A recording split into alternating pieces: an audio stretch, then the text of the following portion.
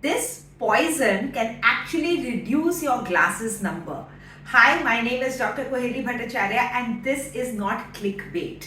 So, yes, there is a poison that can actually reduce your myopia progression.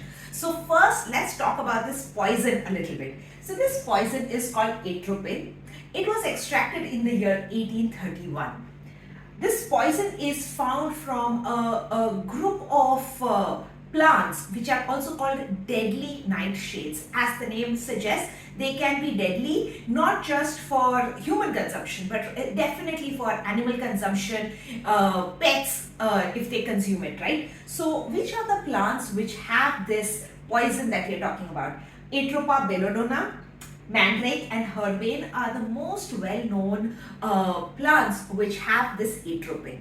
So what does atropine do and how is it a poison? So many years back, when there was an overdose, when people used to take an overdose of atropine has anticholinergic effects and it affects the muscarine receptors in our body.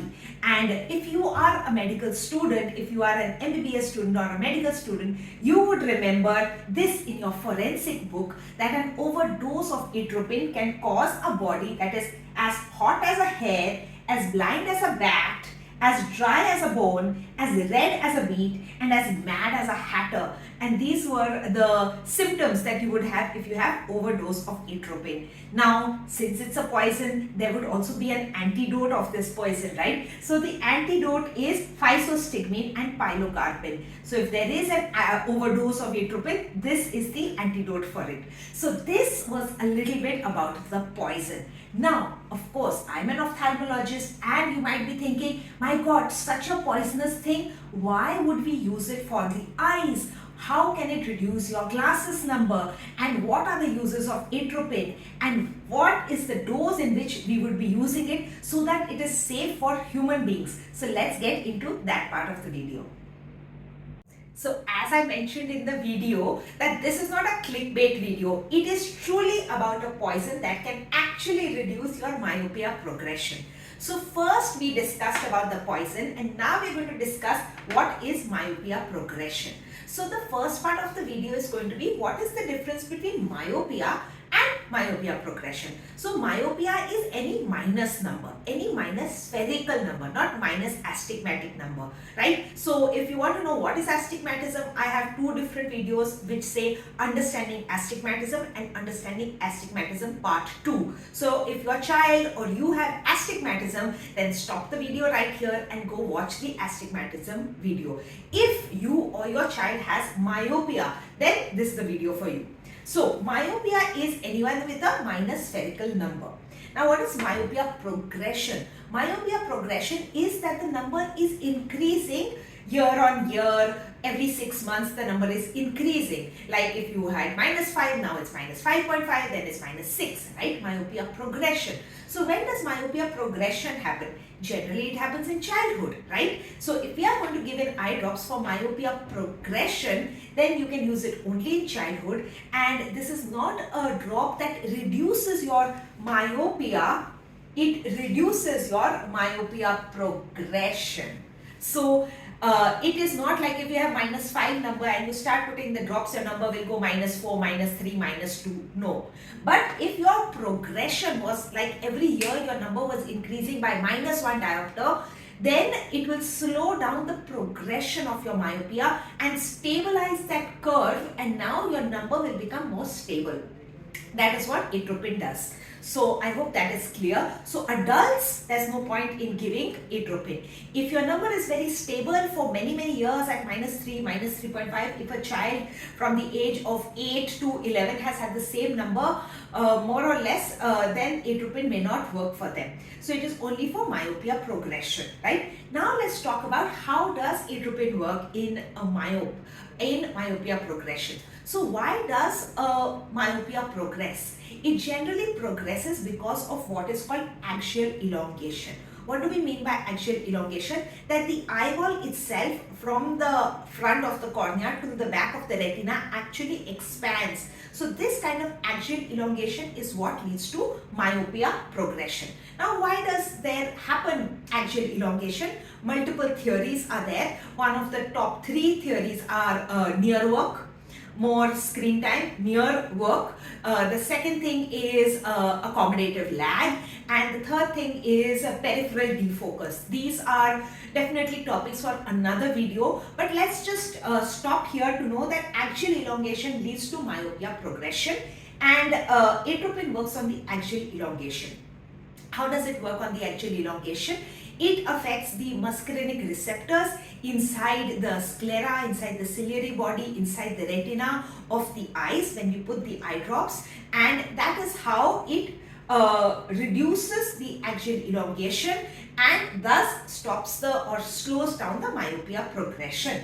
That's how atropine works. Now, very commonly in the market, you will find the 1% atropine. Now, the 1% atropine for years, I would say decades, it has been used in ophthalmology for controlling, for cycloplegia, for us to check the glasses number, for refraction. But for many, many years, at least up until last 2 decades, just in the last 20 years, we did not know the use, or we had not studied the use of atropine in myopia progression.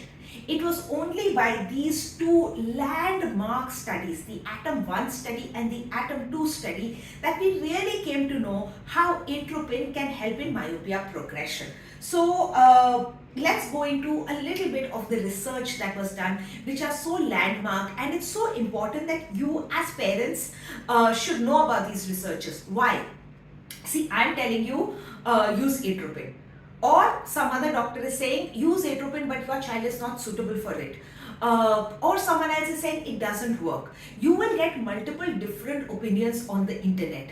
Which and whose word should you follow? You should follow only the voice of evidence. Evidence-based medicine. So that is why I am sharing this evidence with you. Why is this evidence so important? Back in the day, about 11 years back, when I started using atropine, very few people were using atropine in India for myopia, and then there were so many senior doctors who would be like, oh, this doesn't work. In fact, we didn't even have the atropine in low dose in India. We used to make it, like I used to make them and give them to the patients, and at that time, who would they believe? A young, newly passed out, fresher kind of doctor, that also a female doctor, or well-established doctors. And that is when I started sharing the evidence. We would give these kind of printed researches, which we still give to our patients, printed researches where I say, don't follow me, don't follow the other doctor, follow the evidence. And that is the evidence that I want to share with you today.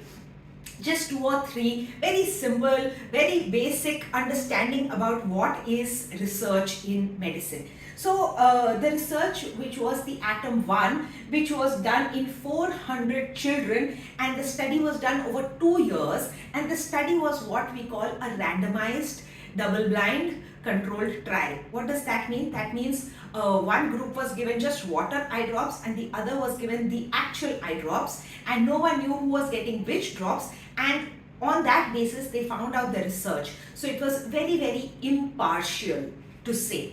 And what they found, that when they used 1% atropine, the 1% atropine drops, it reduced the progression of myopia by 77%.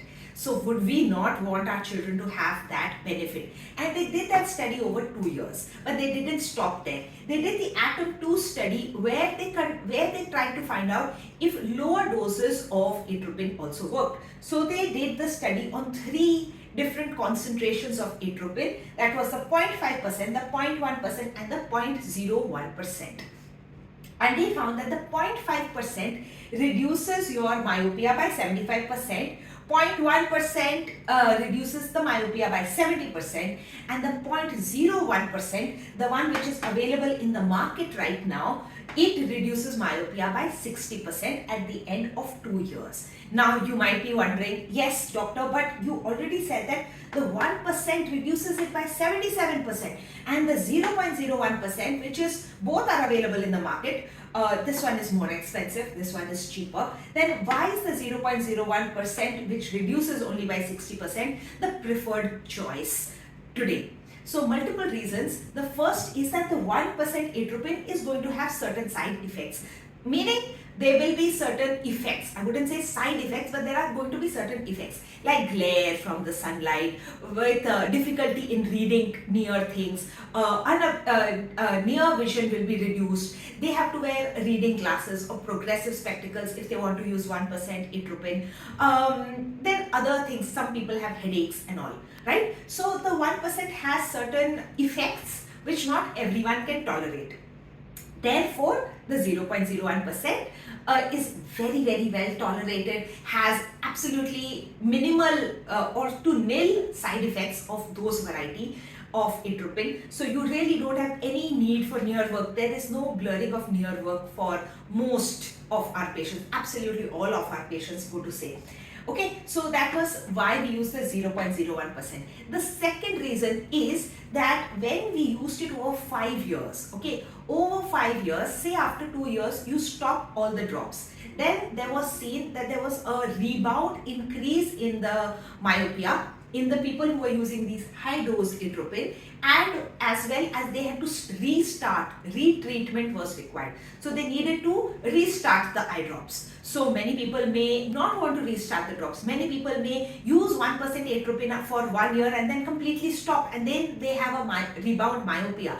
So the safest thing they saw was that if you used the 0.01% for 2 years and then even stopped it, then even then the myopia progression was slow and the lowest in the low dose atropine, which was the 0.01%, right? So that is why we use this dose, even though it's more expensive for the patient, rather than the 1%. So when you go to the pharmacy, don't just pick the first atropine which you find. First of all, do not buy atropine on your own. As we said, poison, right? So you want your ophthalmologist to diagnose you and tell you which one you're going to use.